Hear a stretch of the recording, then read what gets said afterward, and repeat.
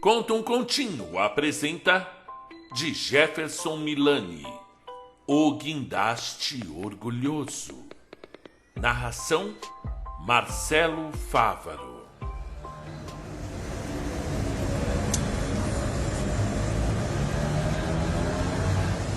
É sabido que existem muitos livros que tratam de engenharia. Pode perguntar para qualquer adulto. Também não faltam contos infantis dos mais variados tipos. Porém, será que existe uma história que fale de engenharia civil e de crianças ao mesmo tempo? Até pode ser que, bem, a infância de algum engenheiro esteja contada em algum livro. Mas um conto sobre engenharia infantil. Isso mesmo, engenharia infantil. E não engenharia civil. É de se duvidar que exista. Por essas e outras, esta é uma história que vale a pena ser contada. Uma história de engenharia infantil.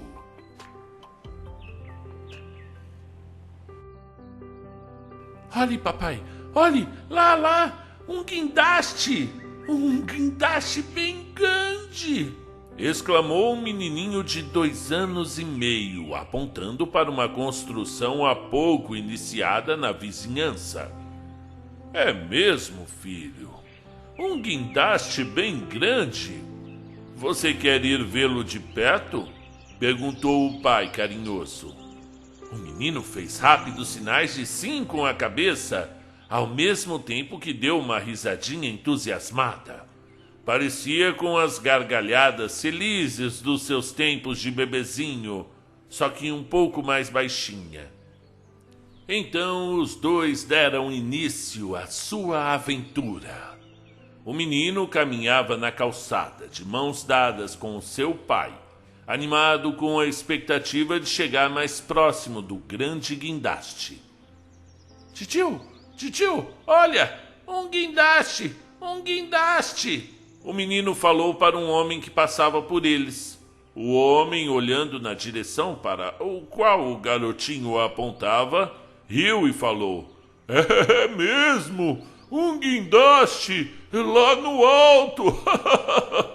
Um guindaste bem alto, o menino enfatizou empolgado. E então o homem disse para o pai do garotinho: É um guindaste torre. Na construção civil, eles chamam de grua. Deve ter uns 30 metros de altura. O guindaste, que lá de cima observava, envaidecido, toda aquela atenção direcionada para si, resmungou: 30 metros. Só 30 metros de altura. Que disparate. Eu tenho 40 metros da mais fina engenharia e de pura força. Na calçada, eles ouviram apenas um forte ruído mecânico vindo do guindaste, seguido de um estrondo.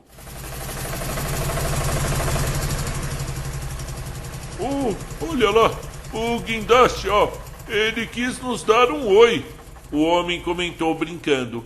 Em seguida, o homem deu tchau para o menino e seguiu o seu rumo. Pai e filho continuaram a andar na calçada, indo ao encontro da construção. Uma senhora que caminhava em direção a eles olhou sorridente para o menino e exclamou: Mas que mocinho mais lindo! Com esses caixinhos no cabelo, parece um anjinho. Olha, titia, olha, um guindaste bem alto. O menino respondeu para a mulher, fazendo os adultos rirem. É mesmo? E qual é o seu nome, meu anjinho? A senhora questionou. Fossué Mateus. O menino prontamente respondeu. Fossué Mateus. O menino prontamente respondeu: É Josué Mateu, o pai disse sorrindo. E de que cor é o guindaste bem lá no alto? A senhora indagou ao menino. Josué Mateu respondeu convicto: Azul! O guindaste, ao ouvir aquilo, ficou vermelho de raiva, pensando: Azul! Azul! Será que ele está falando daquele outro guindastezinho mequetrefe que eu conheci no ano passado? Um guindastezinho que não devia chegar nem a 38 metros de altura, mas que achava que podia se comparar a mim. Quanta pretensão daquele tipinho! Não, filho. O guindaste é amarelo. O pai corrigiu com uma voz afável e em seguida comentou com a mulher. Ele diz que tudo é azul. Ainda confunde as cores. Melhor assim. O guindaste pensou aliviado. Eu já ia deixar cair essa carga em cima daquele bloco de aço para dar um susto bem dado nesse menininho. Se ele tivesse me comparando com aquele outro guindastezinho de nada. Na calçada, a senhora riu do comentário do pai do menino e se despediu de ambos, desejando-lhes um bom dia. Pai e filho prosseguiram até que finalmente chegaram perto da construção. Construções, como todos sabem. E se alguém não sabe, que fique sabendo desde agora e nunca mais se esqueça. Podem ser muito perigosas, especialmente para crianças.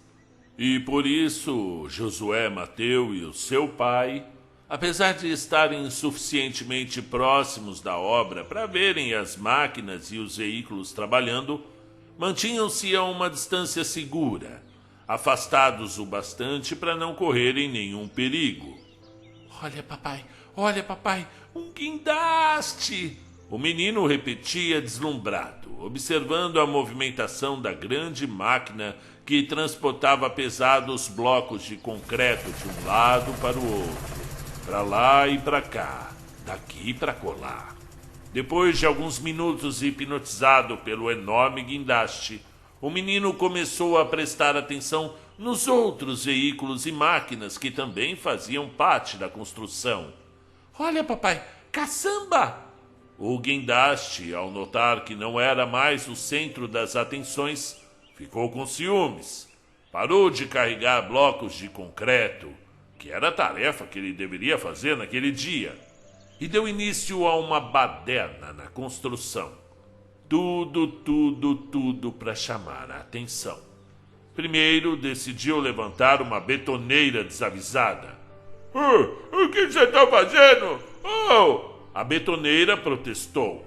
O guindaste, indiferente aos protestos, levou a betoneira o mais alto que pôde e começou a fazê-la girar, bem ligeiro, até que ficasse parecendo um peão de brinquedo a rodopiar no céu.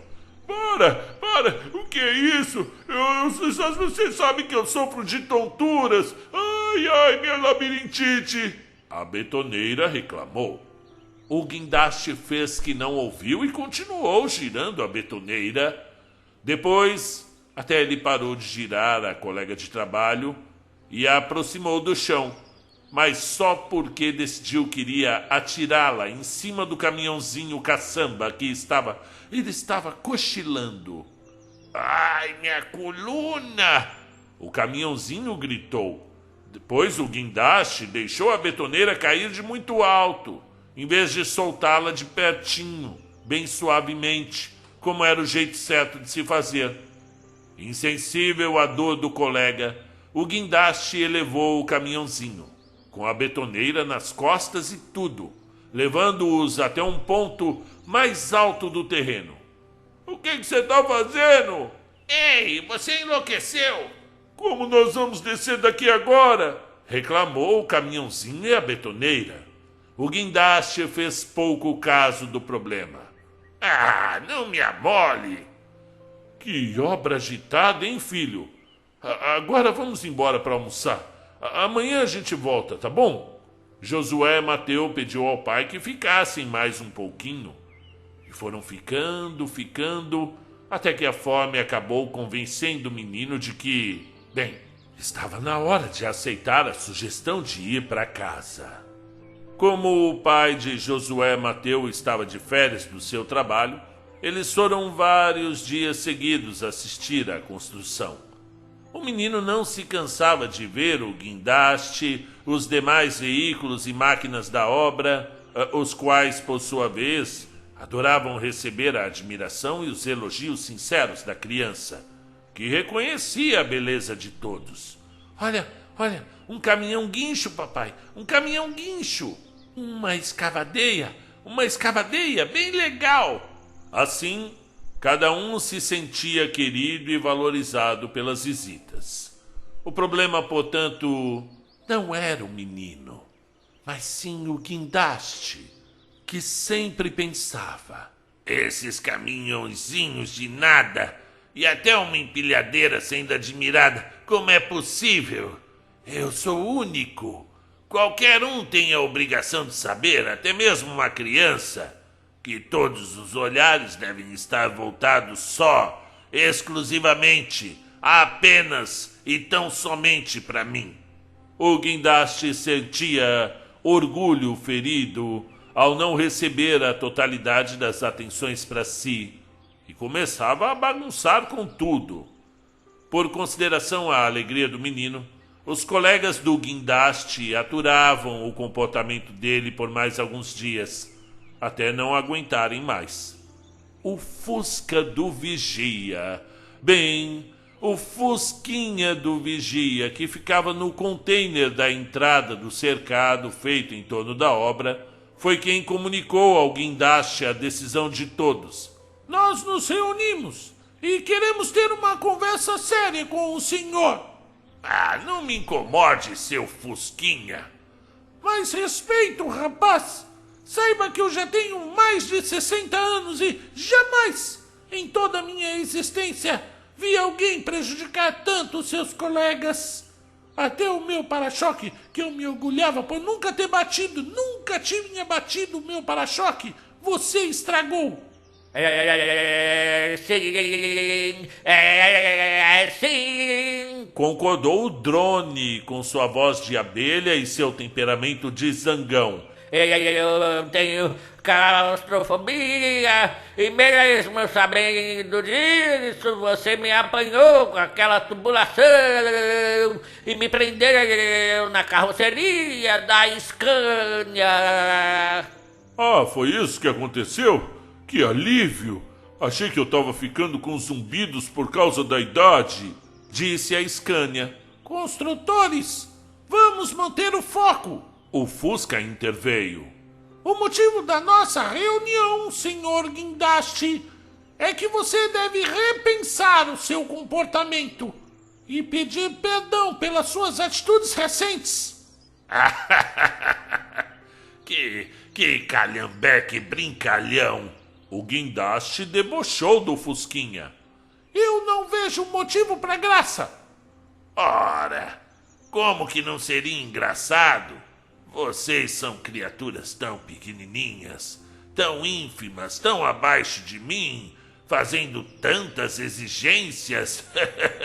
É cada um, hein? Você realmente não entendeu? O Fusca retrucou. Nós estamos lhe dando uma chance. Nós já o aturamos mais do que devíamos. Estávamos com pena de fazer desfeita para o menino. Se não fosse por ele, já teríamos abandonado a obra. Essa é muito boa. Vocês ainda não entenderam que o menino aqui vem só, exclusivamente, apenas, tão somente por mim? O guindaste falou cheio de menosprezo. Se é assim, então se é assim... O drone, de tão zangado com a presunção do guindaste, não conseguia terminar sua frase. O Fusca, vendo que o drone começava a ficar constrangido com a situação, novamente interrompeu para auxiliá-lo, explicando. O que o nosso amigo drone quer dizer é que, se é assim que você pensa, senhor guindaste, então nós vamos todos embora. Ah, podem ir. E digo mais, vocês já vão é tarde. Olhem bem pra mim. Eu não falo só da minha altura e força, não. Vejam o alcance da minha visão. O meu giro, vejam, é de 360 graus. Os meus sensores que me permitem ouvir vocês aí de baixo, com suas queixinhas e lamentações de maquininhas minúsculas. O sábio Fusca respondeu: Sabe, às vezes, quem está numa posição muito alta, apesar de enxergar mais longe, sofre a tentação de ver os outros como insignificantes, porque os observa de cima para baixo. Já quem está bem embaixo não tem uma visão tão ampliada, mas está mais próximo de todos e podem reconhecer com maior facilidade a verdadeira grandeza de cada um. O guindaste silenciou por um instante. Ele nunca tinha pensado dessa forma tão diferente. Contudo, orgulhoso, não aceitou mudar de opinião e insistiu. Você diz isso porque é um fusquinha velho e não tem a minha altura e nem a minha habilidade de girar em 360 graus e... Eu acho muito triste que você pense desse jeito, o Fusca respondeu ao guindaste e, virando-se para os demais, falou: Vamos embora, colegas. Ei, não se esqueçam de mim, a betoneira suplicou. Calma, amiga, nós vamos ajudá-la. O caminhãozinho caçamba, o guincho, a empilhadeira, a escavadeira falavam ao mesmo tempo e completaram: Sem você, nosso trabalho seria inútil. Que papo mais furado, que coisa irritante. Vão todos embora, esbravejou o guindaste, ao ver o quanto os demais colegas queriam bem. No dia seguinte, assim como havia acontecido em todos os anteriores, desde que o menino havia avistado o guindaste pela primeira vez, Josué Mateu e o seu pai foram até a construção. No entanto, dessa vez algo estava diferente. Ao chegarem próximos da obra, após o encanto inicial diante da visão do guindaste, o menino rapidamente se aborreceu. É que tudo estava tão parado, sem movimento algum, uma tristeza só. Apenas o guindaste estava lá, sozinho, e nem se mexia. Papai, caçamba, cadê caçamba? Cadê a escavadeira, papai? O papai não sabe, filho. Parece que hoje não estão trabalhando. Amanhã a gente volta. E voltaram no amanhã e o hoje repetiu o ontem. Que complicação. Melhor explicar.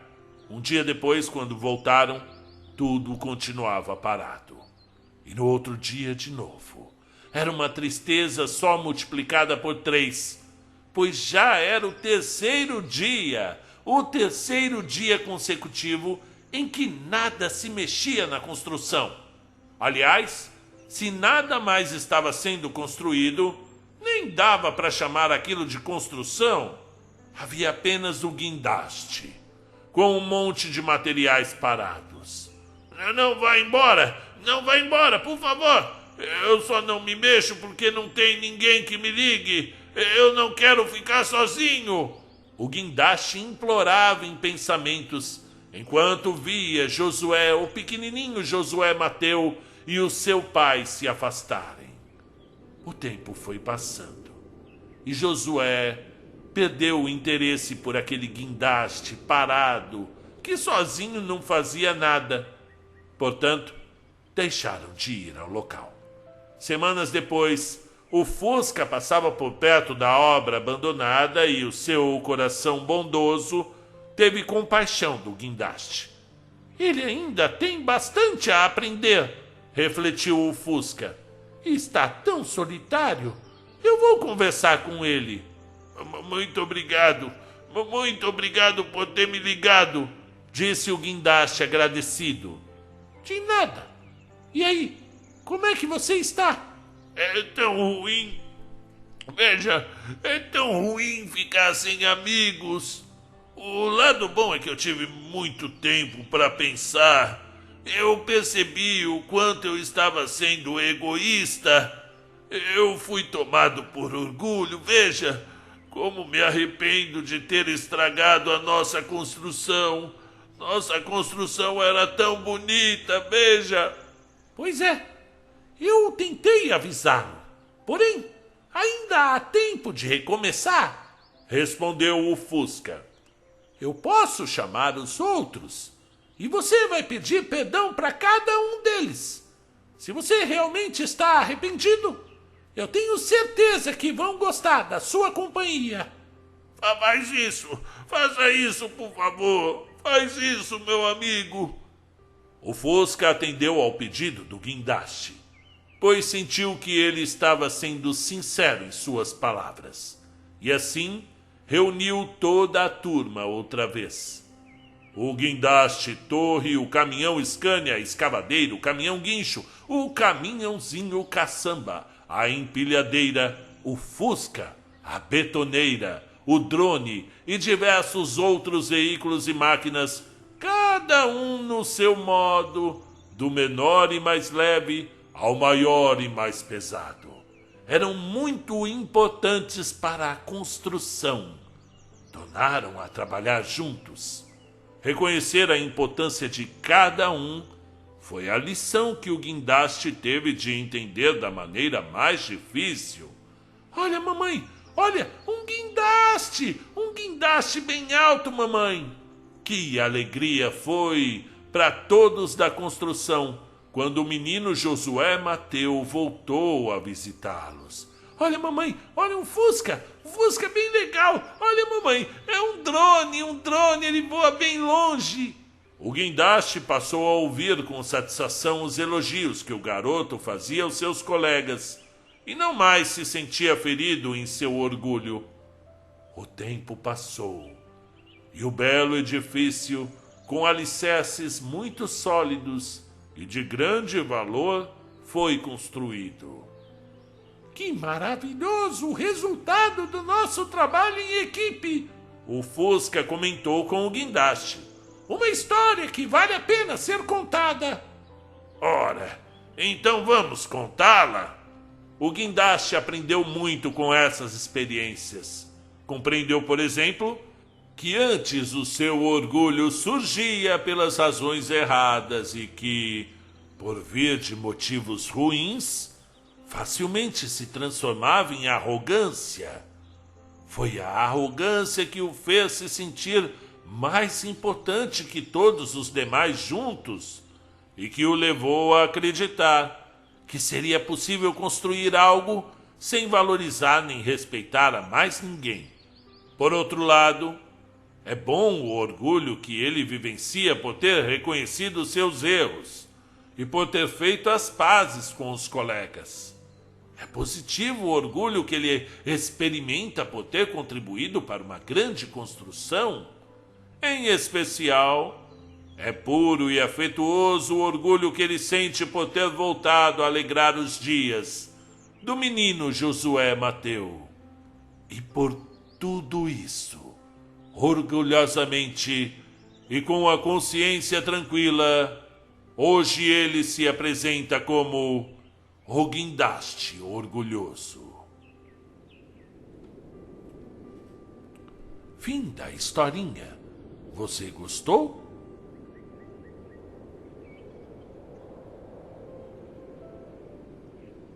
Essa foi a história do guindaste orgulhoso, do escritor Jefferson Leandro Milani, diretamente para o Conta um Continho.